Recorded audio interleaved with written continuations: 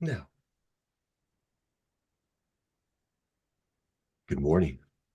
It is October 20th, and you have the dynamic duo on your screens right now because our third wheel partied a little too hardy last night. Did you get that? I said party hardy, like the Hardy Boys, how they partied a lot and got in trouble. Oh, that was a good one. That was a good one. I like the Hardy Boys people. Don't worry. I'm not ragging on them. It is a beautiful morning. The sun's shining out through my window over there.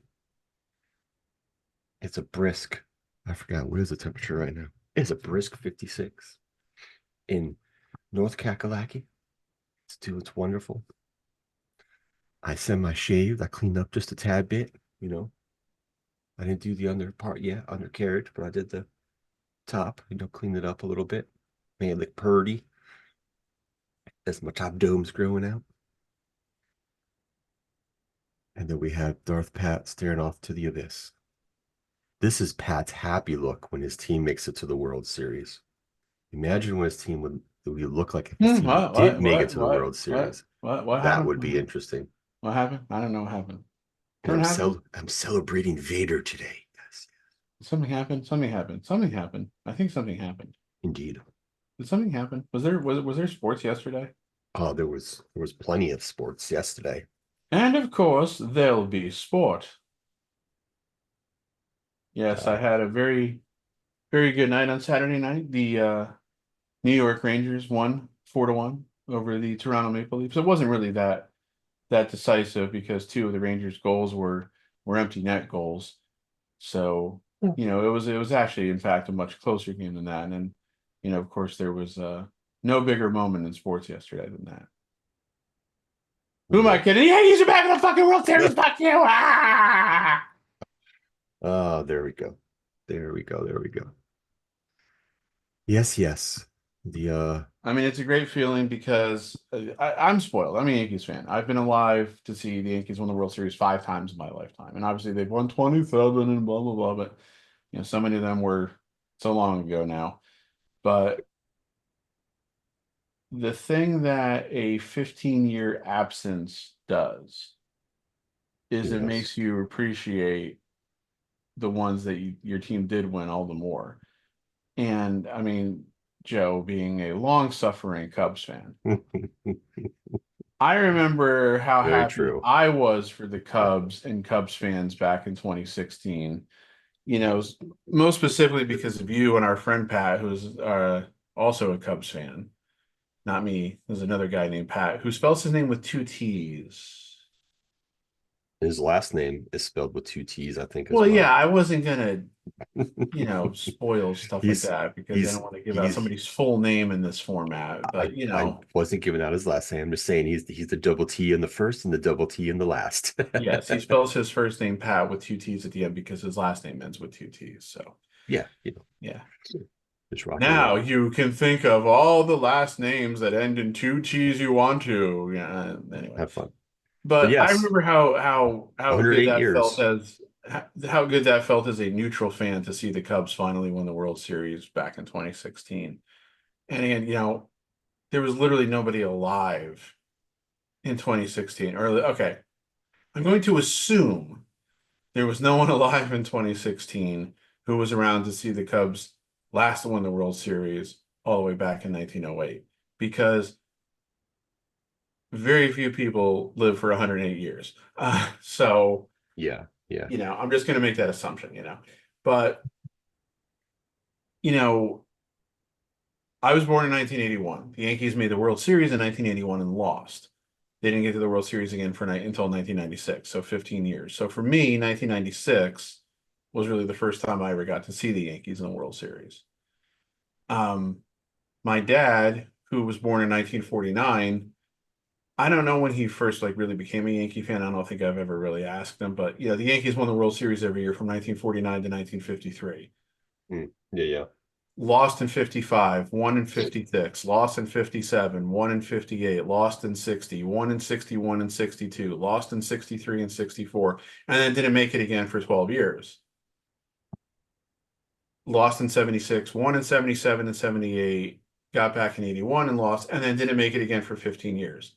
So my dad's had to, even though he's, a Yankees fan, he's got to see them win plenty of times. He grew up watching Mickey Mantle and Yogi Berra and everything. He's had to endure those long stretches. So I've always just kind of asked him, I said, does it make you like lose faith? And he's like, well, it depends upon how good they are in the intervening years. Hmm. Like from 1964 to 1976, the Yankees had some bad teams when the stars of the 50s and 60s started getting old and hurt. They had some good years, which I think people forget about, but because it was in it was still half in the pre-divisional era, which meant that you only got to the playoffs if you got to the World Series. And then they were playing in the same division as a bunch of those powerhouse Orioles teams of the late 60s Yeah. and early 70s. They didn't make the playoffs again until 1976. The span between 1981 and 1996, they were still pretty good for most of the 80s. And a lot of times they just always finished a couple games behind, whether it was the Orioles or the Blue Jays or the Tigers. Then the bottom fell out in 1989. From 89 to 92, they were below 500. So losing seasons. Those were the last losing seasons they've had. They've had a winning record every year since 1993 now. Mhm. Yeah. So like 93, they start getting good again. 94 is the what if year because they were best team in the American League at the time the strike hit. Oh, yeah, 90, yeah. The strike. 95, they make the playoffs and then they go on their run from 96 to 2000 and then they get to the World Series again in 01 and 03. So that was like between 2000 and 2009, they were in the playoffs every year but one. A lot of those ended with bitter disappointment, like blowing the 3-0 lead to the Red Sox in the 04 ALCS and the Midges game in Cleveland in 07 and that kind of stuff. But then I look at the gap now between 2009 and this year. They were in the playoffs most years. But there was a sense, I think, that they weren't necessarily the elite franchise that they once had been. They missed the playoffs more than a couple times in that stretch. The years they did make the playoffs, sometimes they went down with a whimper. Like they lost the wild card game to Houston the one year. They lost the wild card game to Boston the one year, and it was just like that was when it was still just the wild card game, not the wild card series. And so those series just felt kind of like bleh. And then of course there was losing to Houston three times in the ALCS in the recent years. And the bitterness that's involved with that, both between not being able to beat fucking Houston and of course, the whole Astros cheating thing. Oh, yeah. But, so it's like they didn't have to play Houston this year. In a lot of ways, see, one thing I always remember too, I always have like the Yankees postseason revenge tour in my mind. I'm like, You always do. how many games or how many series is another team up on the Yankees? Like I'm like, oh, the Yankees owe the Tigers a couple times from like 2006 and 2012, I think. Um, they owe the Astros obviously several times here. So I was like, I would have loved to have played the Astros again, but only if they would have won. It's like I'd shudder to think of them losing to the Astros again. I mean, shit, my dad, because of how old he was at the time, and because they're the only team that has played the Yankees multiple times in the World Series and have a winning record against the Yankees in the World Series. My dad has been waiting since 1964 to play the Cardinals again in the World Series. Oh, I getcha. Yeah. So, because that game, the 1964 World Series, if we go back and look at, I believe it went 7 games. I believe it was a very tense and tight series. And so for my dad, like I said, he was 15 in 1964. So think That's about it. They lose to the crazy to Cardinals. think. They lose to the Cardinals. The team then falls apart, the next year. It's like pretty much like the end of Mickey Mantle's greatness and everything like that. Mm, It yeah, takes them a true. long time to get back to the World Series. And then, yeah, like I said, the Yankees have played the Cardinals 5 times in the World Series. The Cardinals won three. So my dad is really, really, really, really, really wanted to play the Cardinals again in the World Series. I mean, yeah, 108 years is a long time. And I really thought 2003 was going to be the year, like just the way the team was set up, the pitching was set up. Um, And what could have been the other aspect of it is not just, the Cubs winning in '03, um, or the opportunity to win in '03.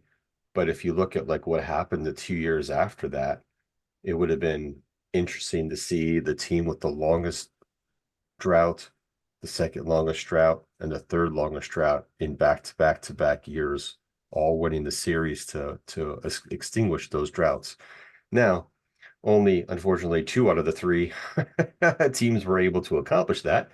The '04 Red Sox and the '05 White Sox, which was sad, bittersweet to a certain extent. But yeah, that team was, I don't know, it was just, I thought it was built to win that year. And whatever our bullpen could do in game 6 and 7, unfortunately, at home on top of it was pretty disheartening. Um, and in 2016, I will tell you, we had a way better team than Cleveland. I just don't understand why we weren't able to do better than just one win out of the first 4 games. That just kind of like blew my mind. Missed opportunities. I'm not sure if it was the pressure from trying to win or because of the drought. I know the players said that really wasn't on their mind playing, but it has to be on the back of your mind. You're playing for a franchise who hasn't done shit in 108 years, and you're in it again. And there's got to be some type of pressure they were putting themselves on to, try to get some wins. But at the end of the day, they came back and won. So that's all I can ask for. Because I know game 7, oh, I almost didn't have a TV at the end at the end of 9 innings on in game 7. I was ready to throw my TV out the window. I was so pissed for them giving up that home run. But it is what it is. The ending came out to be what I wanted. Um, yeah, and I give kudos to Joe Maddon for the rest of my life, and Theo as well for the rest of my life as a Cubs fan. Now we just need to not make it another 108 years, and I'll be okay. I'll definitely be Yeah, okay. because I think it'll be tough for you to wait another 108 years. Yeah, no, I mean, if I find that proper serum, yeah, like it could be another 108 years I can wait, but I haven't found it yet. It's kind of like it's that vicious cycle again in Chicago sports. Which team's going to win the championship next? And it's like, I don't know. Which ones have the best shot? Depends on the week. One week it could be this team, the next week it could be another team. I don't know. It's one of those Y- things. Yeah. One of those things. Well, So, you mentioned 2003 and everything, of course. Now, I have to ask, for the sake of our listeners, are you one of those people who blames everything on Bartman? no, Okay. he didn't help. Believe me, that didn't help. But with that being said, there was some there were some other plays that kind of put us in that predicament. I What was the shortstop's name at that time? Gonzalez. Yeah, I think so. Yeah, he fucked up at shortstop on one play, and easy routine play he screwed up on, and there was a couple other items too. So, and there was some hitting situations where I'm not sure what they were trying to do. I think a couple of them were trying to hit for the fences instead of just putting the ball in play and trying to get that extra run or two. So, I think Let's see some here. of them were I'm trying to going play. I think going some to of them were trying to play hero ball at some point. the Ooh. Oh, and funny enough, it was Miguel Cabrera who hit that ball.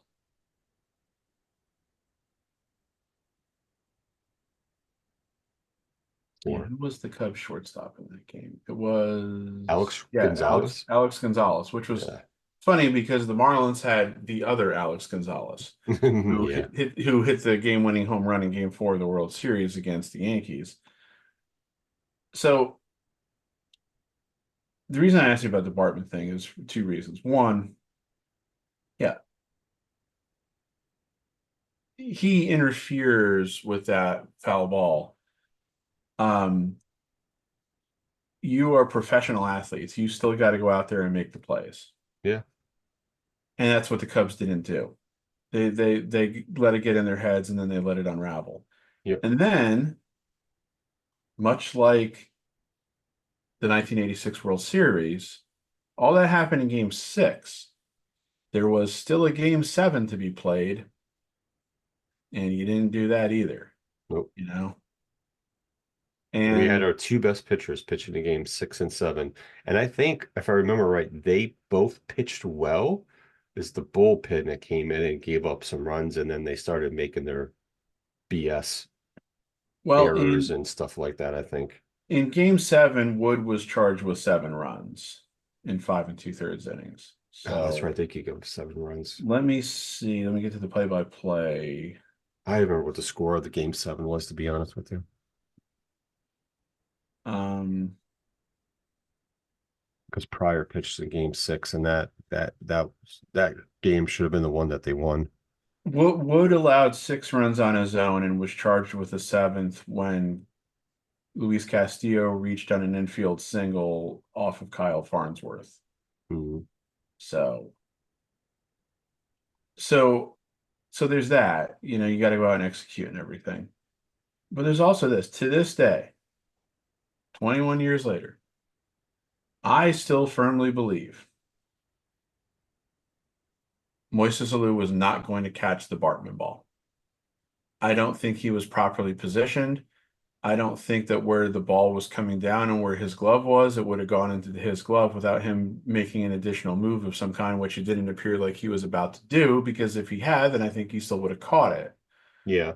And I know Lou has made comments saying I would have caught it and I wouldn't have caught it. And he's kind of like, I think the one time when he finally said, I don't think I would have caught it, I think after like he got some backlash, he backtracked those comments. So I don't know, but that's my belief. Now, I will say this. The Yankees were, of course, in that World Series. They had the 7-game World ALCS against the Red Sox that ended with the Aaron Boone home run. Um,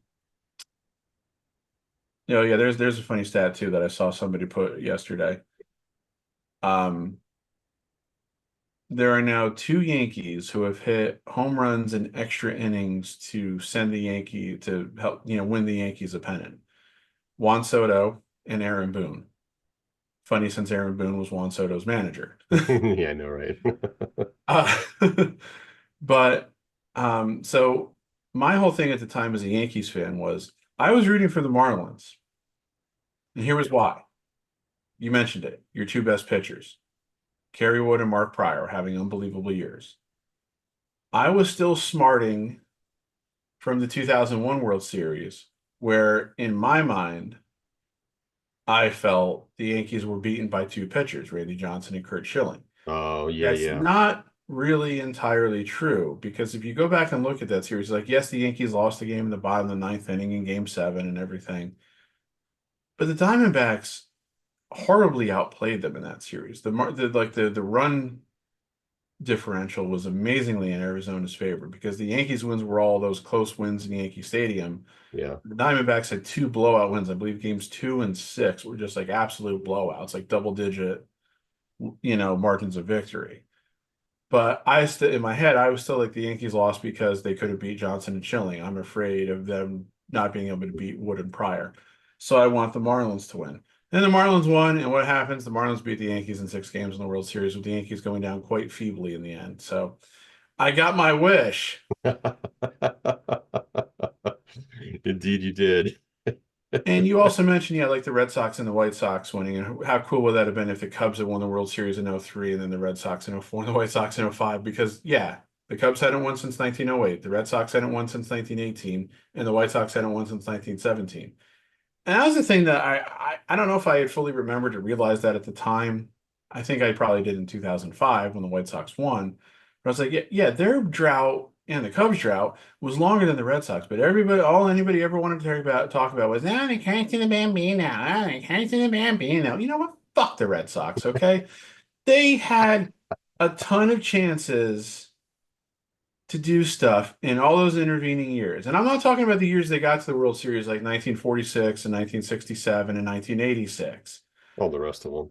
I I'm mean, talking it's because of the rivalry between those two. I mean, that's why I made it such a big deal. right, right. And But the I'm trade, talking of about course. everybody wants to talk about how the Yankees were very slow to integrate in the 50s. And they were. Elston Howard was didn't integrate the Yankees until it was like 1954 or 5, whereas, Jackie Robinson was 1947 and Larry Doby was 1948. And the Yankees supposedly could have signed Hank Aaron and Willie Mays if they'd really wanted to, but George Weiss, the general manager, was a racist, unfortunately. You could also, of course, make the argument that, well, the Yankees were doing so well in the 50s and early 60s. Where would they have put Mays and Aaron? And it's like, dude, as good as the guys the Yankees had were, They we're would have talking found about Willie room. Mays and Hank Aaron. Different story there, people. Yeah.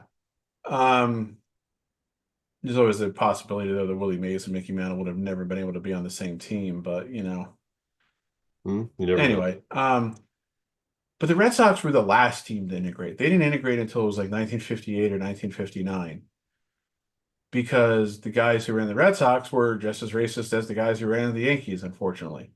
Yeah. But they had Ted fucking Williams, even with the interruptions in his career for the World War II and the Korean Mhm. War, since he served in both. But they had it's a little like what the Angels have had with Mike Trout. You've got this Oh, generational talent, and yep. you have not surrounded him with sufficient talent to get you to that level. So, And they've the Red wasted Sox, money. Angels wasted money on talent they should have not wasted money on. yeah, Like not excluding Otani because that's different. Like it not is. him, but like other people, position players, pitchers, just picking up the wrong. They didn't do very well in free agency as far as that was concerned to help Trout. And I feel bad for Trout because he's going to be a lifer, unfortunately, unless, some point Angels are like, hey, you want out? Well, the problem with that now Is his is that Mike contract. Trout is now 33 years old. Yeah. He has not played a full season. For 6 years, 7. Well, so 2018 he played 140 games. 2019 he played 134, and he still finished second and first in the MVP in those seasons. Let's Close call enough. those let's call those full seasons. That's close enough. 2020, which of course is Shortened season. the bullshit year. That's right, Dodgers fans. You've only won one World Series in the last 35 years, and it was in a Is it 60 game it season. hey, side note, isn't it funny that that during that year that LA won the titles for two of their respective sports in the COVID year? The That is pretty Dodgers funny. and the Lakers. Yeah. Oh, And so the two L that's when you guys are actually able to win these days. Great. All right. Yes, and in my mind, the two LA teams that everybody should hate, but that's another story. But in 2020, he played in 53 out of the 60 games, so Oh, that's good. it was as close to a full season as you could get for that season. But in the 4 years since now, he's only played 266 games, Oh, so geez. a season and a half Yeah, it's not good. essentially out I of 4 years. and I think I saw someone interviewed him and brought up when he comes back next year if he's going to play in the field or not. And to be honest with you, with his injuries, for me to play every year, I'm sorry, play every day. I would play DH. I'd be like, yo, stick me at DH. I'll DH. Get somebody else on the field that I don't have to worry about. All I gotta do is worry about running bases. I don't gotta be worried about tracking down balls or, hurting my hammy or whatever the case may be, or having some weird freak thing. Just let me hit and DH. I would go Yeah. that route. I mean, you're 33, it's still young. You know what I mean? Yeah, Like he can, it's gonna depend on the state of his physical health, of course, but it's like he's still been productive in these last 4 seasons. yeah, His slash line is still 276, 376, 575, which is a 950 OPS and a 160 OPS plus. So it's like he's still very much contributing. yeah. But again, like I said, the problem is that he's now 33 years old, and this of course is the big thing. He is signed for $37 million a year for the next 6 years. So he's 39. It's going to be very, very difficult Hmm. to imagine anybody wanting to take on that contract in like a trade, Oh, I unless get he it. somehow defies conventional logic and is able to stay healthy and extremely productive over the next couple of years. But he would also have to prove that too, I think, before anybody would be interested in trading for him. Of course. So, Of course. I but yeah, just, it's a lot like what Ted Williams was doing again. I mean, so let me just Ted Williams played from 1939 to 1960. I don't think Trout, I'm trying to remember. I think the other thing with Trout was that like I don't even know how many times he's made it to the playoffs. I Once, don't, and they got swept in 3 games in the division series by yeah, I and I think don't, it was Boston. yeah, and I don't think he played very well in that series either. So Um, I think that was like another knock on him. But then again, it's hard because like yeah, you one 3 game sample size though. yeah, it's not easy to go about that. Oh, I'm sorry, it wasn't the Red Sox, it was the Royals. In those 3 games, he went 1 for 12 with a solo home run, 3 walks, and 2 strikeouts, and was also caught stealing once. That was it. Yeah, and when you don't have an organization that puts the proper team around you, it's going to be hard to make the playoffs to prove yourself in the playoffs anyway. Yeah. So, But Ted Williams again, he played from 1939 to 1960. He missed the entire 43, 44, and 45 seasons for serving World War II. imagine if he wouldn't have went to war and he played in those years. You know what I mean? Yeah. Yeah, well that was it because most every credible major leaguer was in the service in those years. Like Stan Musial and like Hal Newhouser, the Tigers were I think like the highest profile guys who weren't, and they had reasons for not. Like Stan Musial, I think, was rejected for Oh, military okay. service. But he also missed most all of the 1952 and 1953 seasons because that's when I'm pretty sure he was serving in Korea. Now, let's just do this real quick. I'll get to the Red Sox franchise page to look at this easier. How did the Red Sox franchise do in those years? 1939, they were 89 and 62, second place, but 17 games behind the Yankees. Oof, that's a Nine, good nine, record. It's 17 games behind the yeah. Yankees. Now, most of these years they had winning records, okay? 1940, 82 and 72, but they were in fourth place. 1941, 84 and 70, but they were in second place, 17 games behind the Yankees. 1942, 93 and 59. Sounds like a postseason season, right? Yeah. They were in second place, 9 games behind the Yankees. Hmm. And again, you had to win the league, otherwise you weren't going anywhere. So Yeah. Yeah. True. the 3 seasons he missed, the team wasn't great. 68 and 84, 77 and 77, 71 and 83. He comes back in 46, they go 104 and 50, win the American League, but lose the World Series in 7 games to the Cardinals. Hmm. And that was his lone postseason appearance. But after that, 83 and 71, third place. The next 2 years are the heartbreaking ones. 96 and 59 in 1948 and 96 and 58 in 1949, but they finished in second place, 1 game out of first place both years. Hmm. Why, you might ask? Well, I'm glad you asked. In 1948, they rallied at the end of the season to finish tied with Cleveland and had to play a 1 game playoff with Cleveland, which they lost 8-3 at home. Oof. Okay. Cleveland went on to the World Series to beat the Boston Braves. And of course, that was Cleveland's last World Series victory. They're now the team with the monkey on their back, so to speak, as far as the drought. So sad.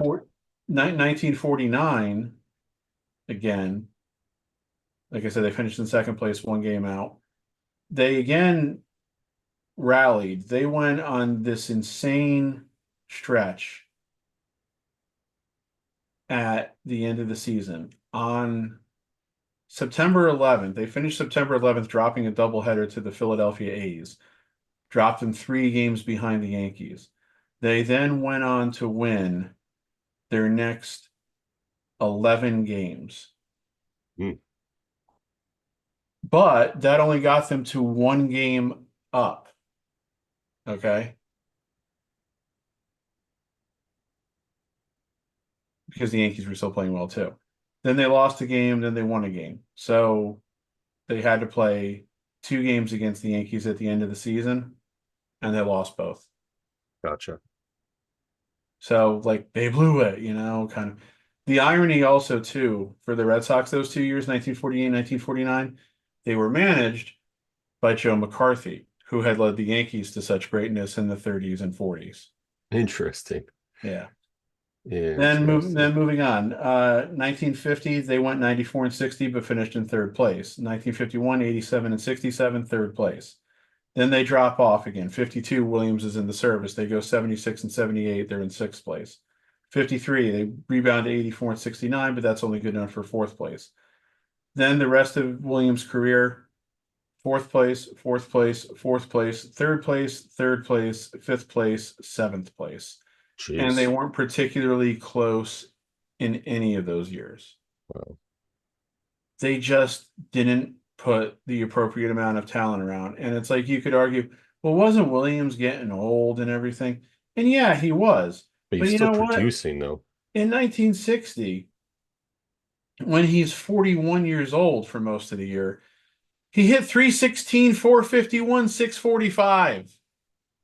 Pretty damn good numbers for a 41-year-old. I mean, Even in that time frame. he was literally one of the greatest hitters the game had ever seen. Yeah. He has a 482 career on base percentage, and he played in the playoffs one time, Yep. one World Series, and you know, guess what he did in that World Series? What do you do? Not much. He went 5 for 25, all singles, scored 2 runs, drove in one, walked 5 times, struck out 5 times. Mm, But so no extra base hits. nothing. You know, he didn't really, even though the series went 7 games, he just himself couldn't lead his team to victory, so to speak. You know, Yeah. there were other guys who hit well in that series, like Dom DiMaggio and Bobby Dorr uh and Rudy York, who were all the productive hitters in that series. But you know, so you could argue, well, you know, maybe if he had shown up more, maybe, yeah, maybe, especially in a 7 game series where the margins of victories were 1 run, 3 runs, 4 runs, 9 runs, three Yeah. runs, 3 runs, 1 run. You know, that was the thing. Boston was up 3-2, headed back to St. Louis, and then they lost 4-1 and 4-3. Oof. Yeah, that's tough. So So I have the football game up over here. And because we have another London game going on.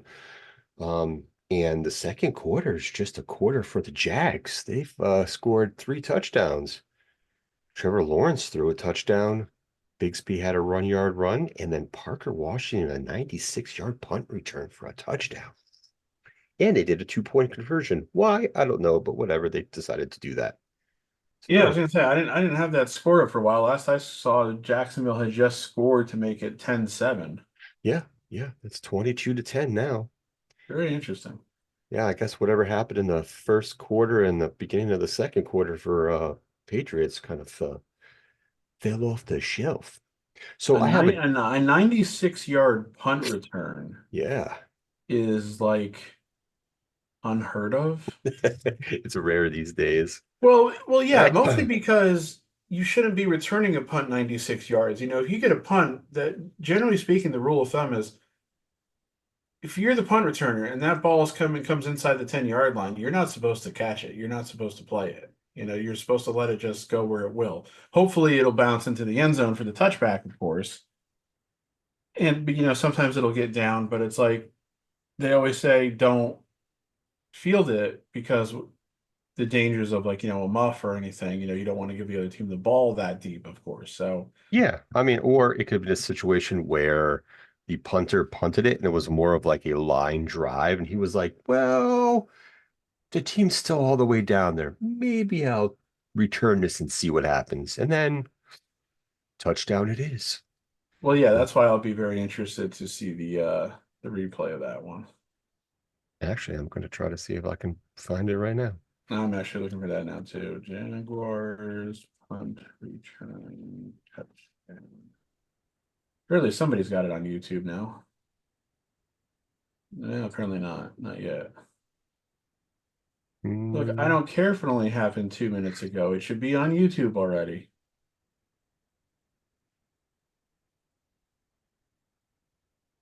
let's see. Let's see. So NFL.com is so weird. So they have a video for the Patriots touchdown and field goal, but they don't have no videos for the three touchdowns they just scored in the second quarter. Yeah, Trying to tell me it's taking you that long to get it posted. I find this blatantly unacceptable. that is horrendous. NFL.com, just horrendous. We this will not stand, man. This aggression will not stand. How do you do that to the fans where they can't watch a replay? God, so inconsiderate, man. Still, still on the backs of the Patriots. Still shame, shame, shame. Um, so I will look. I'm gonna see if I can find it. But in the meantime, I have a bad dad joke. Oh God. It's bad dad joke time, people. Are scrambled eggs just fried chicken? Yes or no? Wondering minds want to Speaking of that, know. do you know what a balut egg is? I have heard of that, but off the top of my head, no, sir. I do not Okay. know or remember. So for some reason, this came up in my office over the last week or so because we have my company has an office in the Philippines. And the people Okay. who work in that office, I've met a couple of them. I've talked to a couple of them. They're very, very nice people. They're very sweet. That's where your Um, future wife is. You know that. She's in the Philippines. no, no, no, no. Yes. But She's so a couple of them were in the office. I don't remember if it was this past week or if it was the week before. But they like brought some of their like snack things with them, which they did like the last time that somebody from that office had come for a visit as well. And I remember I've tried them and they're not really for me. Like a lot of the stuff that they brought had one overwhelming taste to me, okay. which was bitter. Okay. Like their stuff is just bitter, Obviously cultural differences and stuff. Of course. But yeah. So it's just not for me. It's just like I'm like, no, thank you. But a couple of my coworkers were talking, and one of them mentioned about how, like in the Philippines, I guess, balut eggs are considered a thing. And as soon as I heard that, I started to go like, hmm, because I saw what balut eggs are once, and oddly, or maybe not oddly enough, it was on an episode of Hell's Kitchen. Oh, really? It was a punishment. So one thing that they commonly do on Hell's Kitchen is like when they have the challenge in the first half of the show, the losing team will have to do whatever like, annoying menial task. But sometimes then they also make them eat something that most people would find to be disgusting. Okay. And so on one of those instances, one of the things that they had the contestants eat was balut eggs. And they showed them on camera because, if you don't show them on camera, you're not going to give the viewing audience the proper context and everything. Of course. Yeah, yeah. These things are awful. They are awful and unpleasant to look at. They are disgusting. And this is a delicacy in the Philippines then?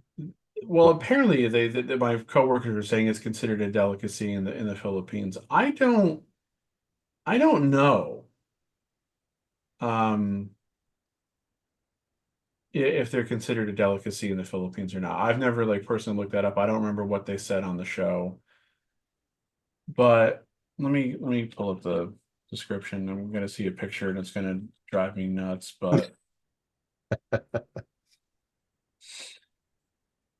I've probably seen them, but I just don't remember what blue number. eggs are fertilized, developing egg embryos that are boiled or steamed and eaten from the shell. It is commonly sold as street food, most notably in the Philippines, Cambodia, and Vietnam. The length of incubation before the egg is cooked is a matter of local preference, but generally ranges from 2 to 3 weeks. So I'm not going to pull up a picture because, I mean, if you want to, you can go ahead and. But so the problem is on some of these, because it's fertilized and everything, you open it up, you see the beginnings of a baby chicken. Oh, oh, oh. uh I okay. Um, So the whole what came first, the chicken or the egg conversation, yeah. um, They just creep me out on a level I can't fully describe. hey, I mean, it's one of Because those. I was like, look, because let me just say this real quick. I eat meat. Mhm. I would not be able to eat meat if I saw the animal that it came from. You know? It's like I don't see cow, chicken, pig in front of me. I see hamburger, bacon, chicken breast. I don't see the eyes and the face and everything like that, you know? If somebody showed me a live cow, chicken, or pig and said, that's the animal you're going to eat tonight, I would say, no, it's not, and run away. Yes. I It's not going to turn me vegetarian or anything, but No, no, no, no, no, not at all. I that ooh, yeah, I got I to close am this Wikipedia page before I continue to horrify myself now. um, it's kind of one of those things where every country has some type of interesting delicacy in Hmm. regards to their culture, Yeah. especially street food, you know. Um, watch a lot of different food shows where they go to different countries and show different things that they eat and all that stuff, the travel food shows, which I find interesting because there's some things if I would ever go to those countries, I would definitely try. Some of them have piqued my interest, but yeah, some of them definitely not so much. I will say that 100%, 100%. Yeah, Um, like I'm sure people from other countries probably find plenty of American foods disgusting. well, Um, yeah, certain things. I mean, so just it's kind of bringing up this topic. One of my coworkers, he is from the Philippines. He's been living in the United States for I don't know how many years for quite some time. So he just got married last year, and his wife is from the Philippines as well. They were together for like 6 years. Got married, and she lives in the United States now. So they went to on their 1 year anniversary. They went to Europe. They went to Italy, Spain, um, France. I feel like there's another one I'm missing. Um, but I think was it Italy? He said I was asking him how the food was in each country, right? And the majority of it, he liked it. And he was like, yeah, when we went to Spain, he goes, and my coworker Matt, he's a good dude. He's in his I think he's 25, I believe, mid 20s, right? Um, and for him, he's never been to these countries. First time for him and his wife. But he was like in Spain. He goes, yeah, they really like to start drinking really early in the morning. I'm like, yes, they do. and He then was they like, eat very late. yeah, we went for breakfast at this place and they were already offering us like alcoholic beverages. And I was like, yes, they will. Every time I hear somebody go to Spain, that's what they do. But I believe it was Italy. Back to my story as I'm rambling here. He said that they do not have pork because some of the meats they do have they're imported and they will not import they will not bring certain meats that the United States exports to that country because of the um now I'm having a brain fart. The stuff that they inject into the meat. The Okay. you know the word I'm looking for? Ah, I'm not sure that I could say the right word, but I know what you mean. Um And like whatever like additives and preservatives yeah, or like the stuff. antibiotics and all that shit to preserve like the food and all that crap. It's illegal in that country to serve food that has all those steroids or whatever the fuck whatever terminology I'm looking for. I'm brain farting right now. All the additives. It's like that's banned from that country. I think it was Italy. I don't remember. It was one of the three, but there are some, products that they don't import in because once again, we as the United States of America, we do all kinds of shit crazy. Um, We crazy people, man. You give all watch out for us. indeed they are. Yes, yep. But it goes to those countries probably being healthier than the United States because we have so I'm much sure it pays more. byproduct and all that stuff we inject into our foods and preservatives and antibiotics and all that kind of shit. Where all these other countries are more, I'll use the word pure ingredients, or just they don't pump that stuff in there into their foods and meats and all that stuff. Um, Thus him saying too, and he's like, when we went to every single country, he was like, they're like, and not the tourist people, but he said the people from the country, there's just not a lot of people there that we saw that were of a bigger size. He said everyone's kind of just, you know, he goes kind of looks the same. It's Yeah. kind of made me laugh when he said that. But, just the gist of it. So, because I was kind of curious in regards to um the foods and stuff like that. And he said too, like when they were in Italy eating the pasta there compared to, of course, it's going to be different because you're in Italy, pasta and all that stuff is totally different there than it is in the United States. He said it just had like a different taste, like a fresher taste to um the pasta and the pizzas and stuff like that. So um yeah, that's interesting. I was just curious. He had a great trip though, him and his wife for their first anniversary. So kudos to them. That was awesome. I was just kind of curious to see like how the food was and whatnot. But we got on the food thing there. But yeah, it's just interesting how some of the countries and what they do with their foods and try to make it more, I don't want to say healthier, but just keep to their traditions, I should say, is what it seems like they do. Where they're not hell bent on doing all this other shit that we do in this country Yeah. to make a Um, dollar. yeah, You know. now one Mm. I was talking about how like, there's people who probably be horrified by things we do. I mean, I think that's a good example right there. Yeah. One thing that I know has become popular in our great country, which I've never understood, and it's something that I don't anticipate myself ever partaking in, no matter how many times I've heard people say about how great it is and everything, or how good it tastes. I'm like, it's an extremity. It's like you've taken something to like an extreme position.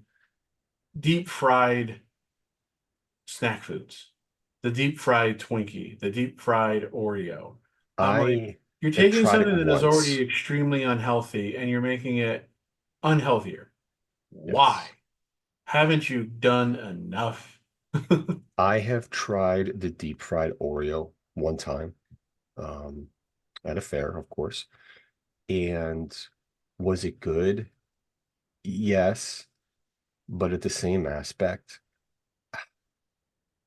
yeah, we like to take things to the extreme when it comes to our foods and take desserts and all that stuff. And turn it into something that sometimes I don't really think it needs to be turned into, but yet we do it. People like it, buy it, and yeah, it's not good for you. But Yeah, you know, um, listen, I love Twinkies. I so thought about doing the deep fried Twinkie the one time we went to the NC State Fair, but I was like, nope, nope. Let me refrain from doing that because after, to be honest with you, as much as the or deep fried Oreo was pretty damn good, it kind of sits in your stomach for some people. For me, it sat there a little weird. Like it was good, and then after like 10 minutes, I'm like, oh, I would like to try something else, but my stomach's not saying to do anything more, put anything more in it. So I'm gonna have to stay away from that. So yeah, yeah. Now listen, everyone's different when it comes to foods and things of that nature, but you know, I just my 47-year-old stomach is not the same as my 27-year-old stomach. So, you know, exactly, exactly. I don't have that true iron stomach anymore like I used to back in the day. So I'm not trying to make myself sick in that manner or Yep. not enjoy the rest of my day at a fair because I ate some food and kind of overdid it and feel like I'm either it's gonna come out one end or come out the other end. It's gonna come up top or it's dropping from the bottom. One of the two. Yeah, it's like that's one of the things where like the last time I was in Disney World, I was becoming, let's see, how old was I then? I was 36. Yeah, 36 because it was 2017. I was becoming increasingly conscious of what can I eat and then still be able to walk around in the theme park. Hmm. And like the one day we were That's having, challenging, dude, because of what they offer in the theme parks. mhm, And it's like, you want me to shove this shit in my mouth and then walk around for another hour, and depending on how fucking hot and humid it is that day, yeah, that's that that's and that's that's challenging. and I don't relish using public bathrooms to sit. No, neither do I. Um, I'm not saying I can't. I just, yeah, if I don't have to, I don't want to.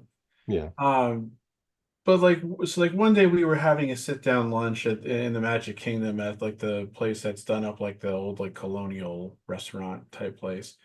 But our itinerary, if you will, I believe was that we were gonna leave the park after lunch that day. So I'm like, okay, I don't have to be so concerned with what I'm eating. Yeah. But there was one day we were in one of the parks, I don't remember which one now, where we weren't leaving afterwards. So I'm like, all right, I need to eat, but I don't want to eat grossly heavily. That might have been the day we were in the Animal Kingdom. And of course, we went to the barbecue place for lunch because they have this really great barbecue place in the Magic Kingdom that's a counter serve or Animal Kingdom that's a counter service place. But I was still kind of being like, all right, I'm not going to overeat. If I get to the point where I feel like I'm full, I'm going to stop eating, you know? Yeah. You have to there. Yeah. Um, Now the irony of that is now here 7 years later, I take Rybelsus, and Rybelsus works as kind of like an appetite suppressant. Mhm. And one thing I've very much noticed since I've taken that is I can't eat to the way that I used to. Like, used to be I could go to a restaurant, I could just eat and eat and eat and eat and eat. I can't do that anymore. Which is good. Yeah, it is. It is a good thing. Um, there was one time, shit, it might have been around last Christmas. Um, like I stayed over my parents' house Christmas Day, and like the next day, we went to this diner that's not too far from where they live, which has pretty good food. And I ordered something that was like, say it's like the equivalent of what I would order at like Perkins, right? Okay. And I was getting toward like the ends of it, and like my plate was still like half full of food, and I was like, I don't think I can eat anymore. That was like the first time I think I really noticed it, you know. Yeah. And again, like, and I'm 43 now, and it's like people tell you, wait till you get older.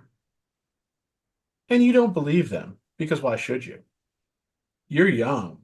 You're vital. you've got vim and vigor, and You're not thinking that far you, ahead into your you future at that yeah, time. and you can handle anything. And all these people, they're just trying to spoil your fun, you know? Yeah. And then you get older and you realize how fucking right they were. Yep. And it really sucks. It does. It's just like we probably brought this up before, but my dad told me, he's like, when you're young, live your life. He goes, because once you hit 25, your life's going to start going faster. And if you get married and have kids, especially when you have kids, your life is going to go super fast. And the next thing you know, you're going to be in your 60s. And, you know, I have a kid. My son is going to be 16 in January. He's a sophomore in high school. I don't know where this last almost 16 years of my life went, but Yeah. it's flown by. He's going to be 16. I'm 47 and I'm going to be 48 next year in the spring. Like, I'm almost 50 now. Like, where did my life, it, it's just that thing. Like, your life goes past. So it's kind of like, well, shit. Now you're kind of like at that stage of your age where you're like, well, maybe I should start enjoying some things a little bit more than I was doing. You start questioning things like that as well. So hence why, we are working on getting passports because, I mentioned before, like one of my things is, my mom's side of the family is Greek. So I, do want to go to Greece at some point in my life. But, just to have the passports to be able to be like, hey, if we're able to afford to go here or this place or even Canada, you need a passport now. So anything, just the ability to do it. You know what I mean? So yeah, it's one of those things. It makes you sad. Yeah. Yeah. It's And then you start getting the grays here and then here. Then you start getting hair that's growing in on your body in areas it never grew before. Um, you see hair, stuff like that. I'm not saying that's happening to me. No, nope, nope. I don't know what you're talking about. But yeah, just weird stuff. And then, yeah. just Yeah, things hereditary. It's there's like, see this little spot in my head? You could barely see it, but I mm, have one right here on my hairline. I wish it wasn't on my forehead, but I have like little spots on my back, and it's a hereditary thing. So your parents or have anything that's hereditary, it can be passed down to you. So I have to get these like frozen off. Some of them have never come back, and the one on my forehead starting to come back a little bit, get taken care of again. Fun times. yeah. Well, it was like Let's get tattoo my whole body so you can't see anything. I'm gonna get so covered up. I'm gonna have a tattoo. I'm gonna bring my hairline down here so I can give myself a true V, transform Um, myself into a vampire. There you go. yeah, but what was I trying to say? Well, let me see if I can find it real quick. Uh, by the way, I saw the video of that punt return. He caught it at the 4 yard line. Like he was just backing up and up and up and up and up, and then he just caught it. I'm not sure if he was fully aware Of of, where he caught it, but he just decided that he caught it and then just like, fuck it, I'm running. And 96 yards later, yeah. hey, Okay, here it was. So on Star Trek Deep Space Nine, oof, been a while since I they watched that show. yeah, they brought in a few veteran actors who had played Klingons way back in the original series of Star Trek. Ooh. And they brought them back as like Oh. they were all like old friends of the Dax character and everything. And Hmm.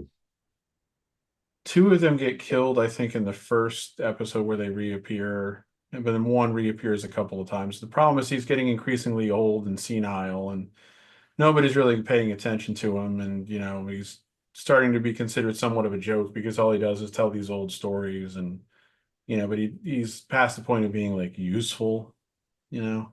Yeah. but somebody gives him a position on like one of the Klingon ships during like one of the wars or something, and he starts making a couple of bad mistakes. And again, he's acting senile at one point. And like at one point, it's like they're not fighting the Federation, they're fighting somebody else. But he's like, he starts like ranting, like, send word to one of his dead friends that, like, we'll have the Federation on the run and blah blah blah. There's like a scene in the mess hall then where all like the younger crew members are like openly mocking him, Okay. and he's sitting right there, you know? And he just at one point then he just had enough, and he stands up and he says, savor the fruit of life, my young friends. It has a sweet taste when it is fresh from the vine, but don't live too long. The taste turns bitter after a time. And then he just Hmm. leaves. And that showed up on my that showed up on my Facebook memories recently. So like I posted it for some reason. I guess, one day, however many years ago it was now. And I'm like, yeah, that's getting older in a nutshell, I think. So 100%. Yeah, I would say so, yeah. yeah. It's just one of those things when you get Yep. older, you know? Yeah, I feel sad now. No. Oh, yes. Oh, here's a funny thing. On this day 5 years ago, I posted on Facebook, I hate the fucking Astros. That must have been the last game of the ALCS that year. And our dear friend Pat, who I mentioned earlier, Yes. posted on that, you're entitled and spoiled, smiley face. Of To which I course. replied, to which I replied with, to which I replied with a GIF of some guy on the phone saying, blow me. Listen, us Cubs fans are like blah, whatever. But on the flip side, you know, people could say the same thing about Chicago fans and the Bulls too. So it's one of those things. So I can see where both sides come from in regards to that. 100%. Did you watch any pro wrestling at all this week, Patrick? Very little. Same. I have sworn off the clown show that is AEW, Okay. and now their attempts to once again rebook the NWO angle. You know, And I say I once again because I thought that's what the whole shit with the Elite back in the spring was supposed to be. Um, so I just don't care. I have I just don't care. I mean, I've watched very little as well, just because of other things I have going on this week. I've watched bits and pieces like the ending of like Raw, and I saw like the ending of SmackDown, and um bits and pieces of Dynamite on the other night. I did not watch Collision last night at all. I was too ingrained with football, and then me and the other half uh, watching some stuff. So, like, I read the results for last night, the Collision and the Battle of the Belts, things of that nature. But um, yeah, I'm not sure where AEW is going with this storyline with Moxley and them. What's the big payoff? And then on the flip side, like AJ had mentioned in the group chat, that the bloodline, like I love the bloodline stuff. I'm a fan of it.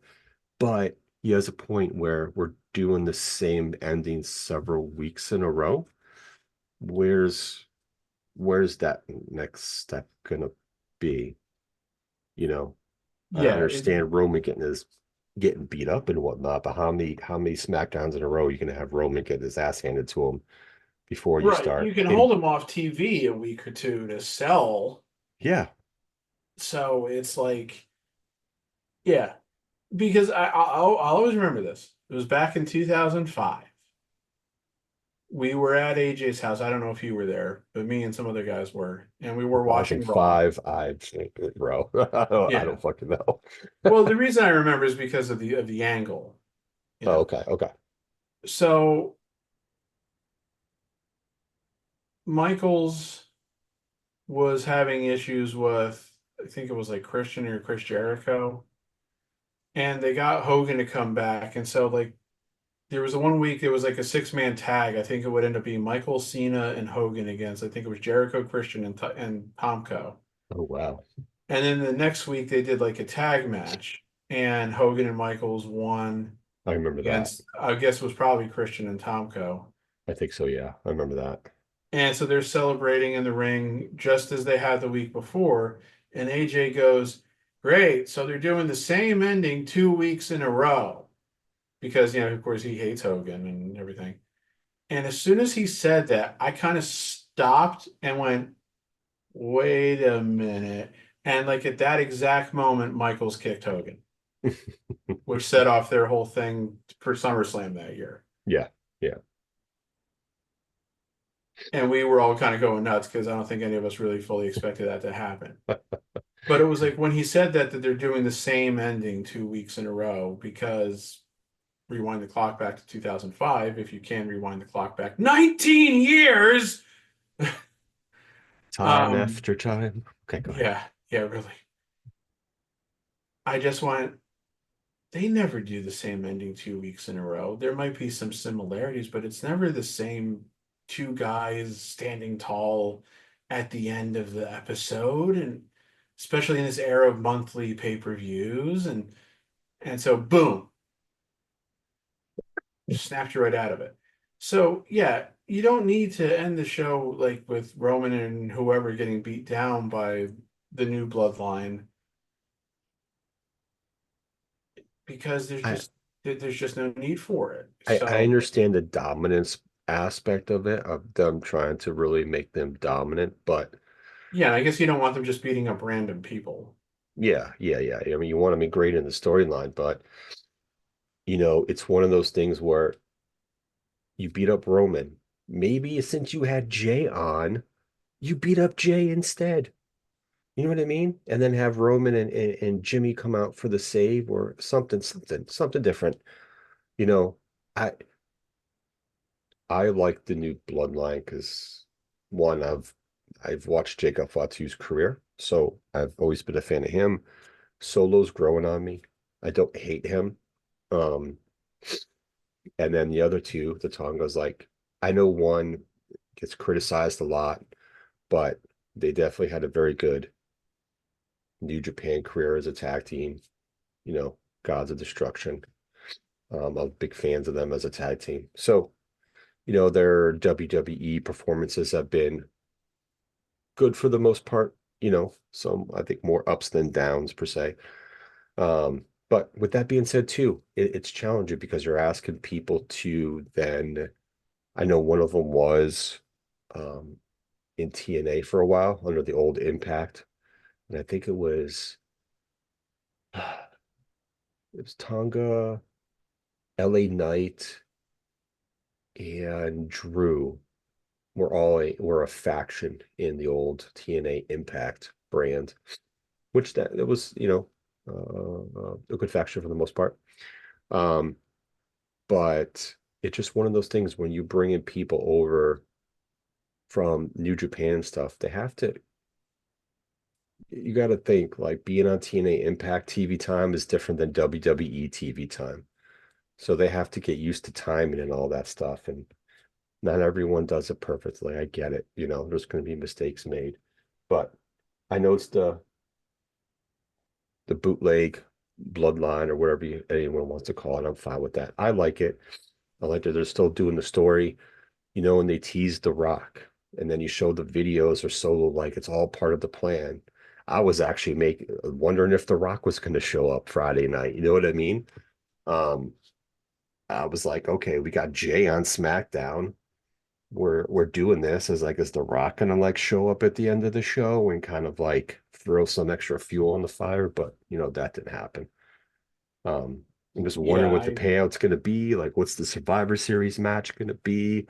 Who's gonna be Rock on Team Rock Roman? yeah, Rock's not making any surprise appearances on the weekly shows. They will say ahead of time he's going to be there. Yeah, I understand.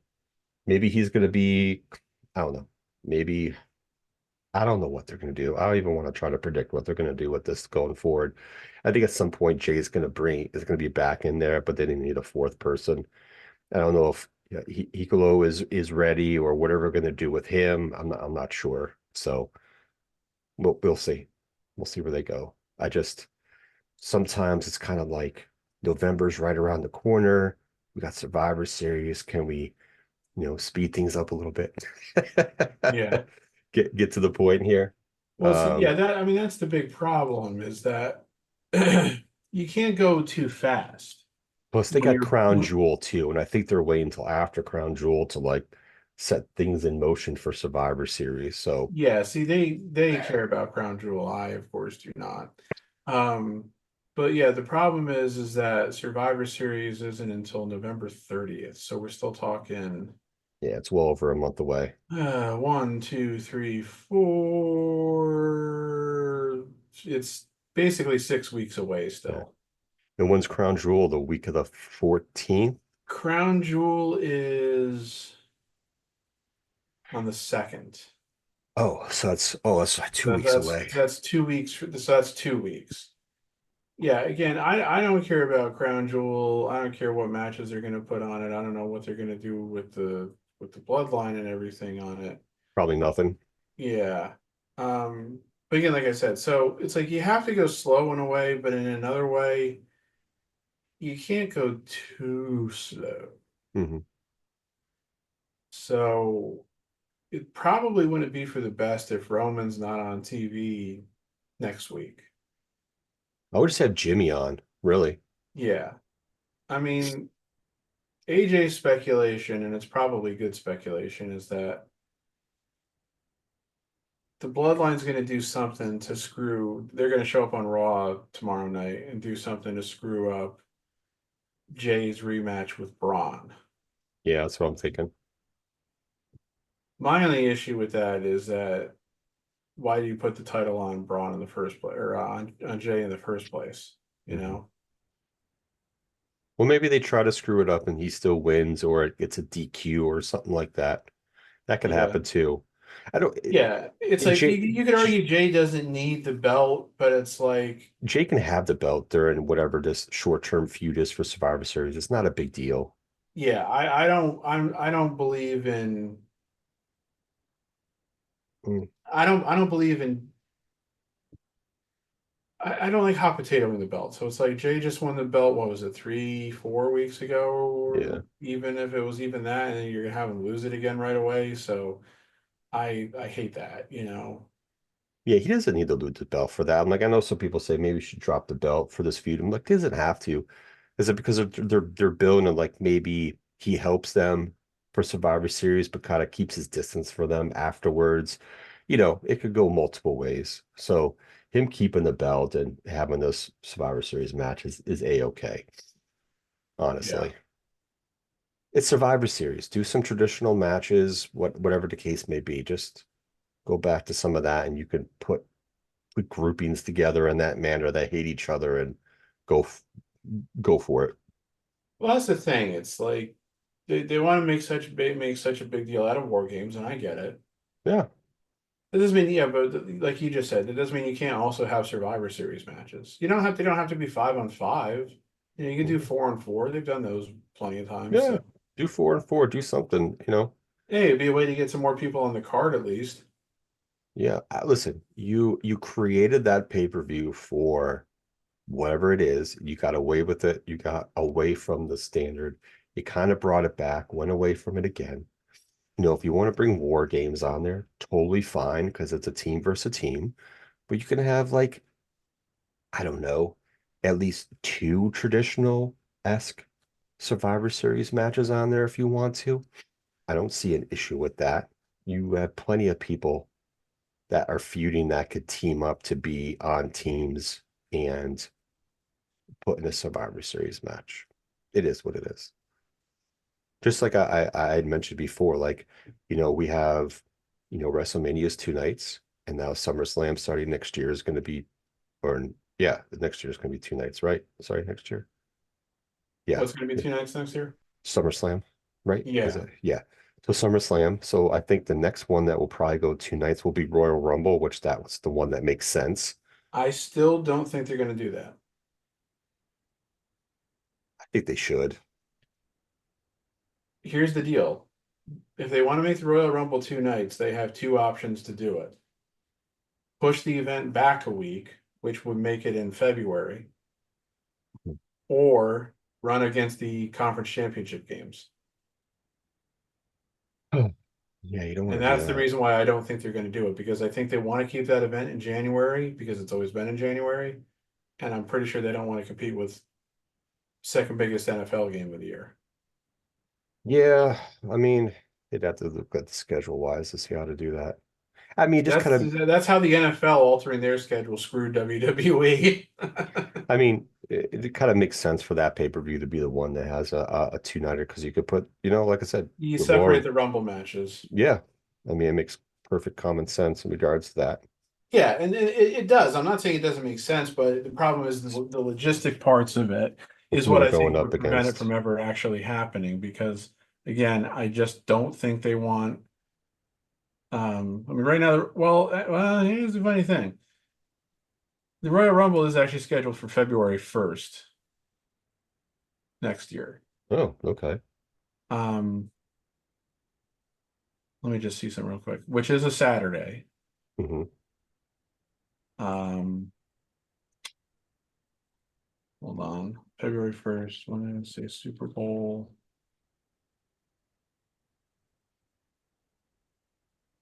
What's this year's Super Bowl? Oh, this year's 59, which is February 9th. So yeah, they're still scheduling it the week in between the conference championship games and the Super Bowl, which is what they've traditionally always done. So it just Is the conference championship games that weekend as well? no, they would have to be the week before. So So they could this year technically, if they wanted to, they can do 2 nights. yeah, they could if they wanted to. I doubt they're gonna, No, they won't do considering it. the events in like 3 months now. I doubt they're gonna do that now because tickets are already on sale and everything. But No, yeah, I'm saying. I mean, if they so yeah, with the way the calendar's falling now with the NFL schedule again, if they're willing to schedule on February 1st, maybe they will. Maybe they will. they can do it, it's possible. I don't think You you want know, to push it too far back because you don't want to be too close to Mania anyway. we'll see. What's interesting then about it too is this. So if you go to the Wikipedia page for Survivor Series War Games 2024, which is November 30th, right? WWE, there's always a thing on here for like the event chronology and then the pay-per-view, or now it's called the WWE Network event chronology. Hmm. The next thing listed after Survivor Series is the Royal Rumble. And I'm like, they're gonna go 2 months without a PLE. I thought it was one in They're January, not gonna beginning of schedule January. something else for end of December, beginning of January then. I'm I thought, like, I thought there was little something in little little January. little little weird. Like not even an NXT thing, you know. So that's I find that interesting, but Hmm. we're in different times. Yeah, no, we definitely are. You 100%. know, where this is not in the era where you have to sell a pay-per-view No, because everything's on the network. no, you don't. You just have to book it properly. Yeah, you just have to you just have to keep the people's interest, you know. And obviously not as many people watch now as watched back in the Attitude Era, but Yeah, that's as much because of there's more stuff out there now as anything else. I mean, it's not just that there's all these additional cable channels, it's that there's all these streaming choices. Just people are spoiled for choice. yeah. I mean, So, seriously, like, look, like I still have my New Japan subscription. I've had that for almost 10 years now. They've been on like a streaming thing on their website for a long time. So I still have my subscription. It's funny. I, that's probably the cheapest wrestling subscription I've ever had because like the conversion from Japanese money to US, I think I pay like $8.03 every month for my New Japan subscription um to watch all their stuff. But um most wrestling promotions have some type of streaming to a certain extent, like maybe not true streaming, but you could pay for some type of subscription to watch it if you're that big of a fan of that promotion, or you can find highlights to matches on YouTube or some other um, social media websites too. So, fans are engaged a lot of other ways. If they can't watch the show, or some people can don't have access channel through their cable subscription, or if they're doing Hulu TV or YouTube TV or Sling, that channel's not really available for them. So they're getting their content through the TNA subscription or other social media means to watch replays of matches and stuff. There's just a plethora of shit for fans to watch pro wrestling anymore. So, you know, more the merrier in regards to it. I watch. I used to have a ROH subscription. I don't anymore. But for me, I like I like watching WoW. That's on the down here in North Carolina. That's on the CW on Saturdays. And it does suck that the women wrestle in a smaller ring, which I'm not a big fan of. I think that's my biggest gripe with that promotion, is they wrestle in the smaller ring, and I feel like they don't get an opportunity to do as much as they really should, but or the space to perform properly. But otherwise, there's some females in there that are green, and there's some ones that are just, trying to work their craft. And there's some really good wrestlers on WoW. I enjoy watching it. It's different. It's not for everybody, but it's different. And I've seen some of the females who are on WoW that are now in other promotions because they've done well. So it's fun. A lot of different things you can watch. I still watch TNA. I know a lot of people don't, but I still do. I still do. Still love my TNA product. Can't help it. I like it. I enjoy it. It's fun. There's, Oh, I saw because you mentioned TNA. most of Motor So City Machine Guns are now in WWE. I think it was a Facebook post this week speculating about what else can AEW do to improve their women's division, and I'm like, not focus it around Mercedes. So the thing about it is,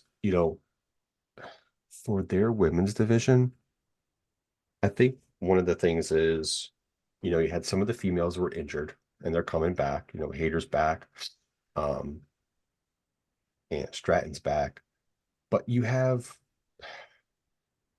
sign somebody like Deanna Perrazzo. I watched her in TNA. She's good.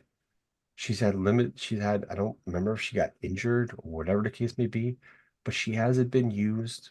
Um, you know, I, I don't know. Like last night, Anna Jay beat Mariah May to get a title shot. And kudos to Anna Jay. She's working hard, but I'm not sure if Anna Jay is one that's gonna,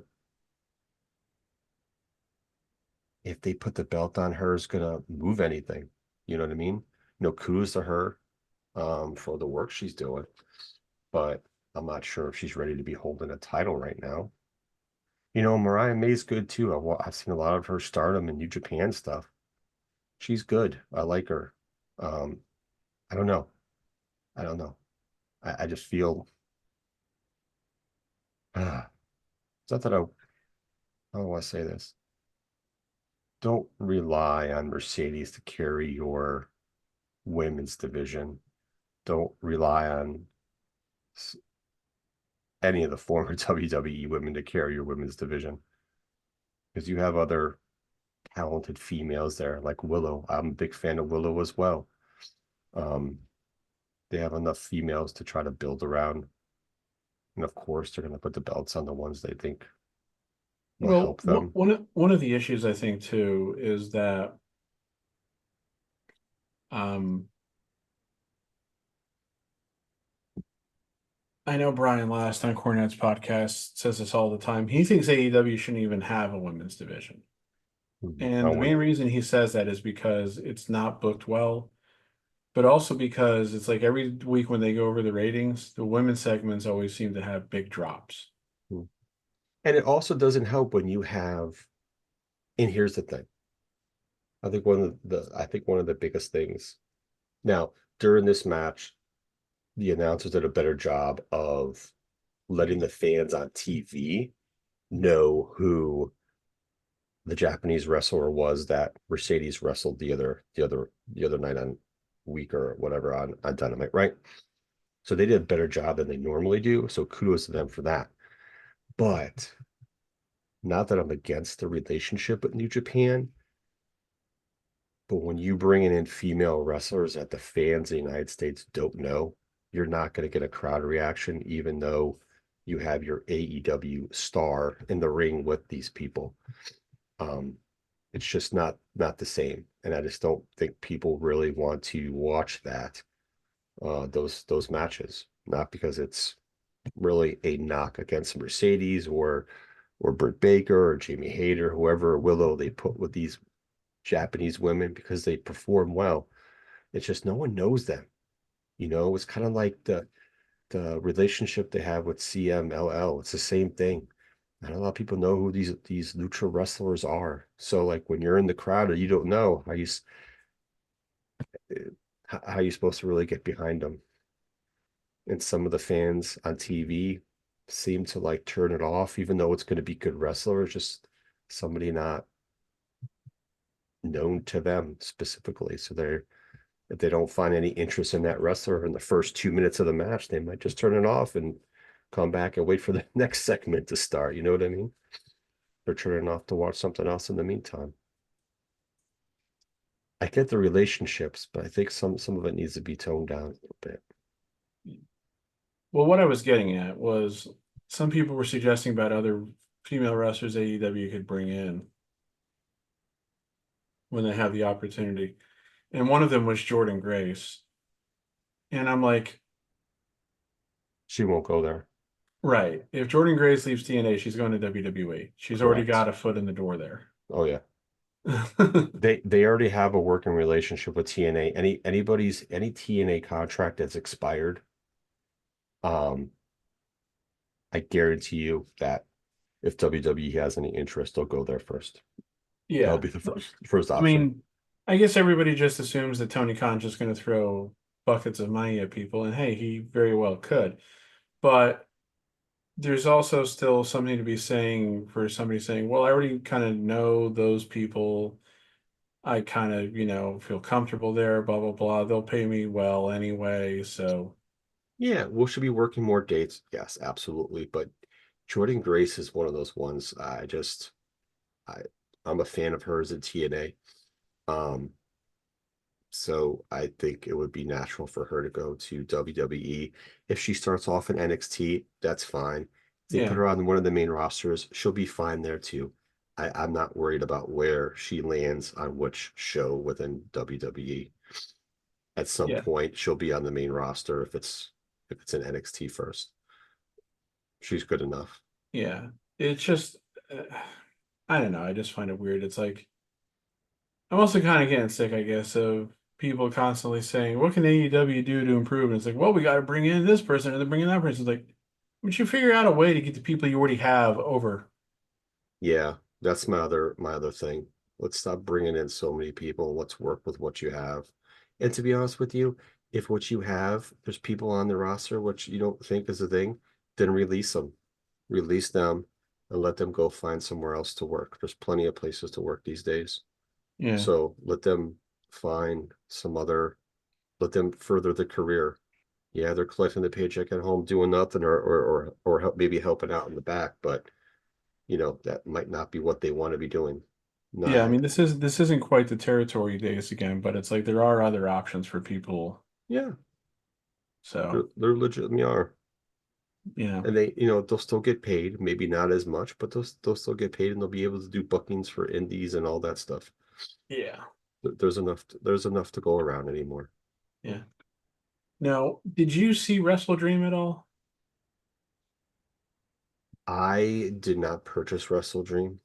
I Okay. did. So you can there were certain matches, full matches that I found on YouTube. So I did go back and watch a couple of them. There's one thing that I've decided I need to see based upon some comments. I need to see the end of the Danielson Moxley match Oh, yeah. because of Excalibur. Oh, him crying. Yeah. Yeah. Yeah. Yeah. He went into full, like, I don't say full tier mode, but close enough. Now, I find that ridiculous for two reasons. Number one, he's wearing a mask. I'm still And fine with the mask. And number two, considering how histrionic and like over exaggerated he is about everything, the way he announces, especially like, when anytime something gets like exciting or whatever, it's like, he has no, he's just like, oh, I just have to listen to him fake crying. The end of that match, if you want Yuta to turn, fine. And who honestly thought he wasn't? Yeah, to me it was pretty obvious he was going to turn at some point for whatever the reason is. Who knows? But the way the ending played out and the way that Darby and OC came out to like help, quote unquote, it just seemed very convoluted. It just nothing flowed properly. Um, in regards to that. It was just done very oddly. It felt like everything was being, I shouldn't say everything. It just felt very mistimed about who was coming out with the faces and all that stuff. It was odd. It's definitely odd. And then I think I read that they did something on the most recent show where Private Party was trying to get Cassidy to be like standing up to Moxley and his group if it's still the BCC, or which it shouldn't be at this point, for Christ's sake. No. Um, and Cassidy was all like, "Yeah, that's not me." Yeah, I read the results from that show and I read that. I was like, I don't know. I don't know. That's the other thing that's really just making me wonder about this is, oops, I pressed someone I wouldn't type on my phone. Um, if you're trying to rebook the NWO, which is what they're trying to do, and they can say they're not, they are. Sorry. Anytime you do a thing where somebody's kind of saying like we're waging war on the company, it's the NWO.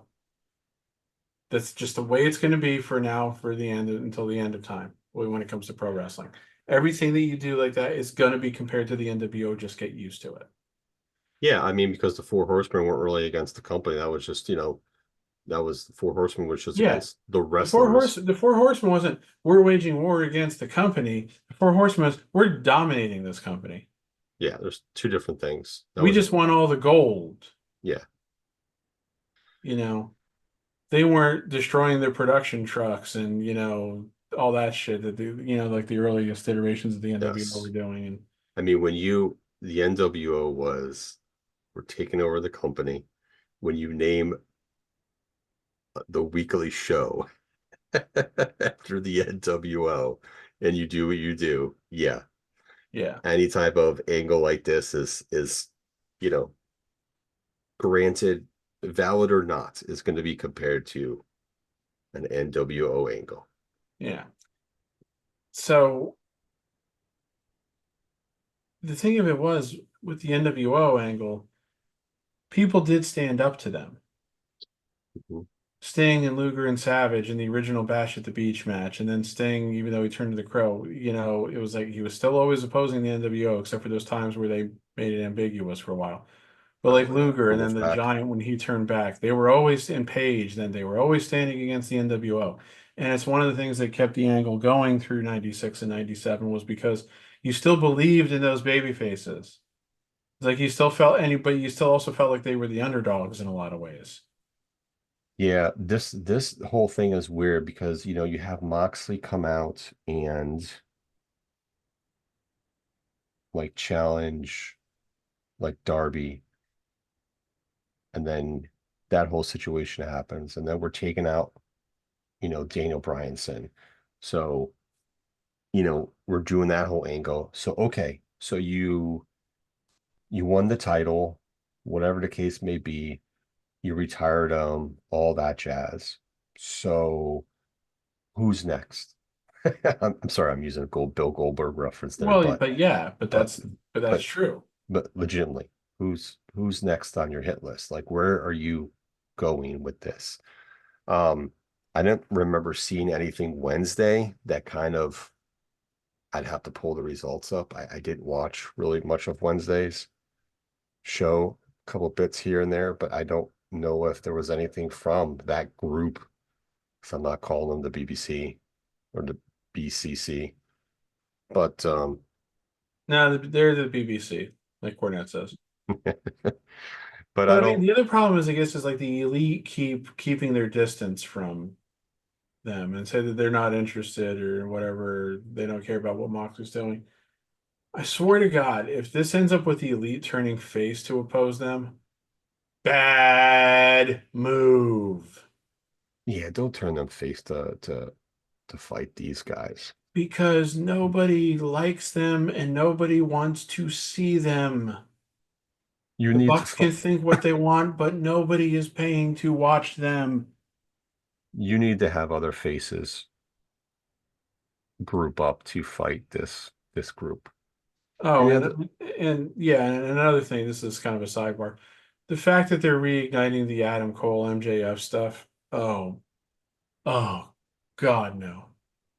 well, I mean, I knew they were going to do that. That was pretty obvious. It's such a mistake, though. I think it'll be overall. I think the program will be good with the two of them. Well, as long Not, as Cole doesn't get hurt again, I'm sure that yeah, they'll be the matches will be fine, but now Cole's the face and MJF's the heel, so exact opposite of what it was. yeah, and I, And you got Cole out there saying something like, "Oh, sometimes you have to get evil to fight evil or something." I'm like, "But that's not what you did."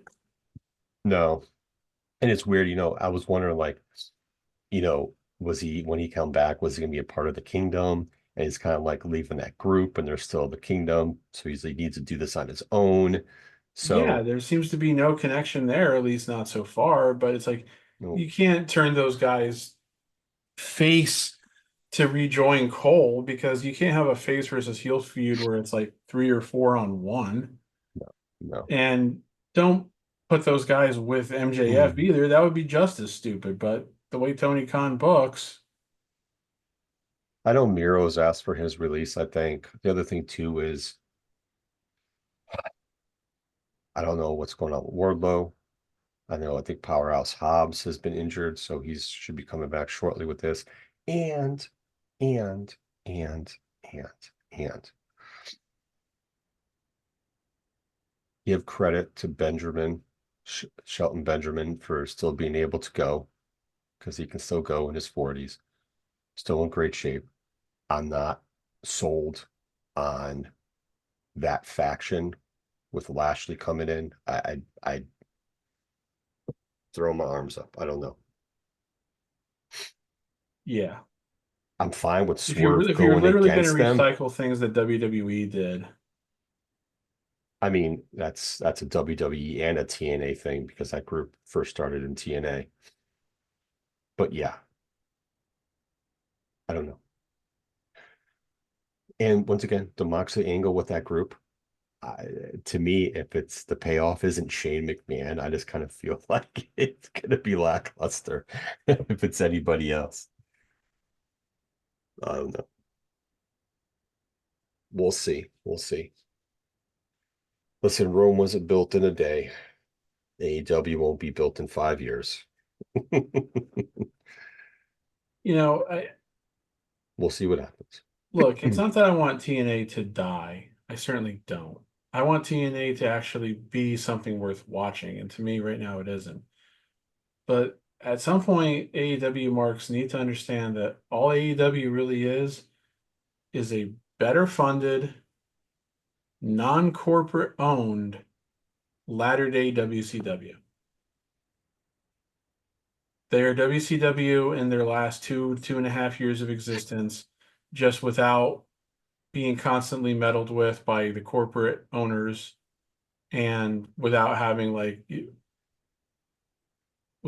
to present the fact that they're losing a lot of money Yeah. or having a lot of losses thrown on their books, which is what Bischoff and other people have said Well, it's factual in regards to that. Time Warner did to WCW.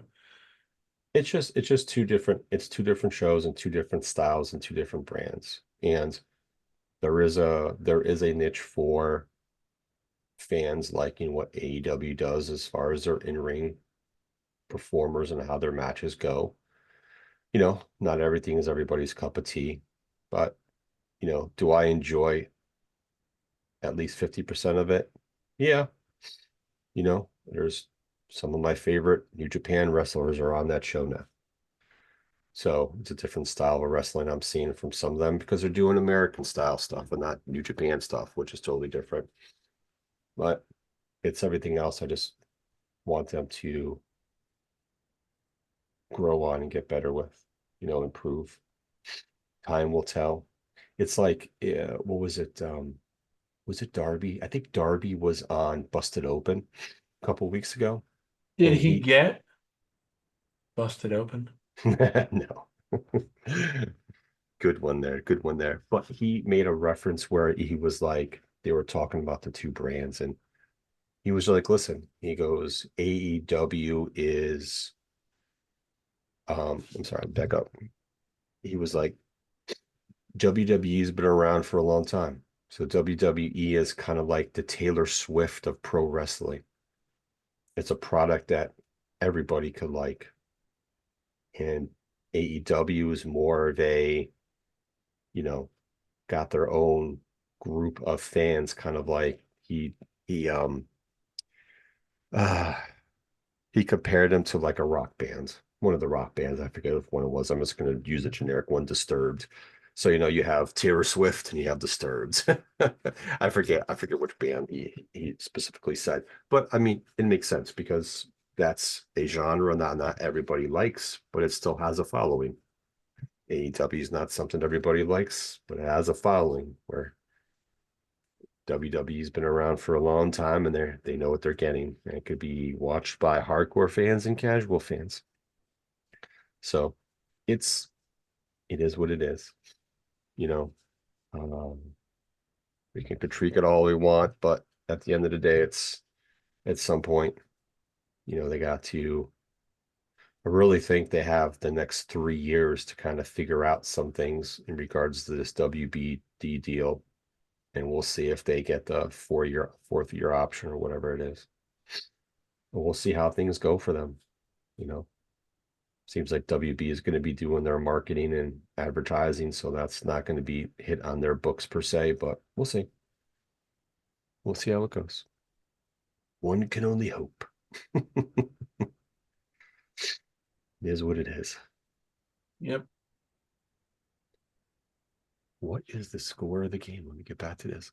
Oh, oh, 25-16 Jaguars. Let's see what these scores are. Let's see. Field goal for Jacksonville. Touchdown for Patriots. Drake May. Hmm. Drake's stats today in this game.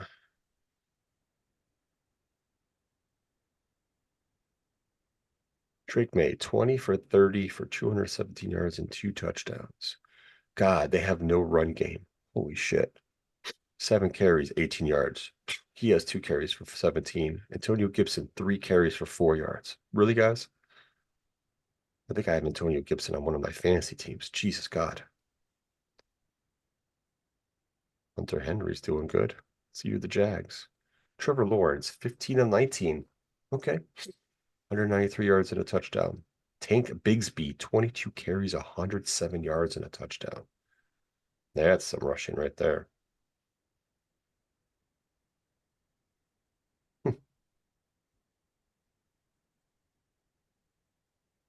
450 left.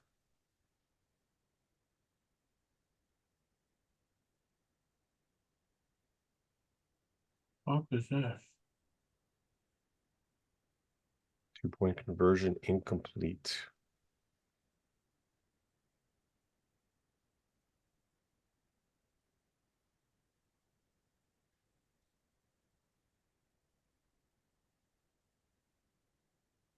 It seems like it's not too much of a boring game today. My team's has a bye week this week, so that's good. We can get healthy because next week we play Washington. So the battle of the top top drafted rookies from this year face off. Oh, Washington plays Carolina. That shouldn't be a hard game for them. You never know. Carolina played pretty decent last week. I was a little surprised against Atlanta. And you guys play the old rival Philadelphia Eagles. Yep.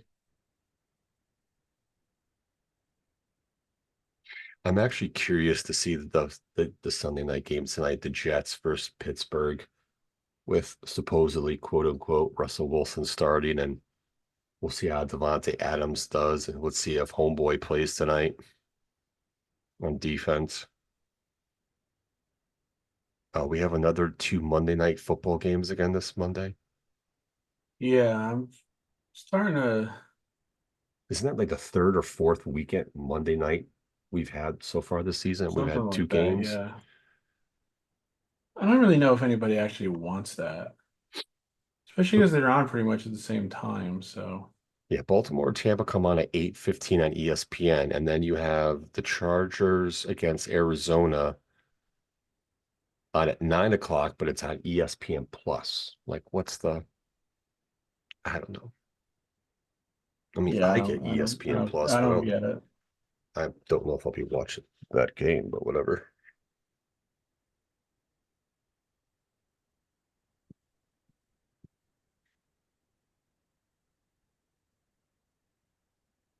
Ooh, San Francisco and Kansas City. Hmm. It'll be an interesting day of football. Houston plays Green Bay today. Okay. 2-4, Cincinnati versus 1-5, Cleveland. Battle for Ohio. Oh man. I think Cleveland might be doing a fire sale on players this soon. Hard to say. And we have, oh God, 1-4 Rams, 2-4 Vegas. Oof. Interesting, interesting.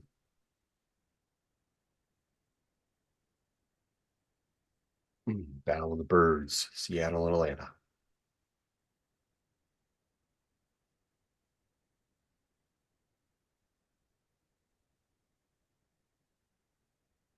Yes, indeed. Fun times, fun times. So everybody, this is will be episode 149.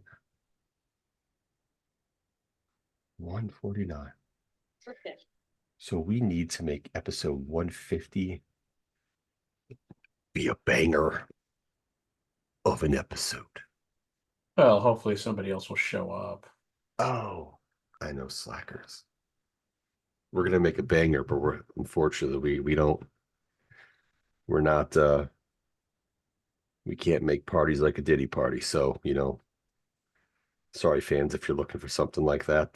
That's not coming from the three of us. These jabronis don't do those type of parties.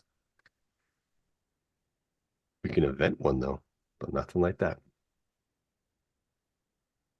Oh, sure. But all right. I think we can end this today. We can cut it short. It is 12:04, 4 minutes after noon. And we have some football still going on in London. And we have 1 o'clock games. I want to make sure Pat gets himself situated, squared away, gets all his little chores done before the 1 o'clock battle with the rival Eagles. Make sure he's in a Yeah, good headspace. Make sure he's in a good space. yeah. you know. But we're going to end it here today. And like our visiting cohort likes to say, I hope you finished with us.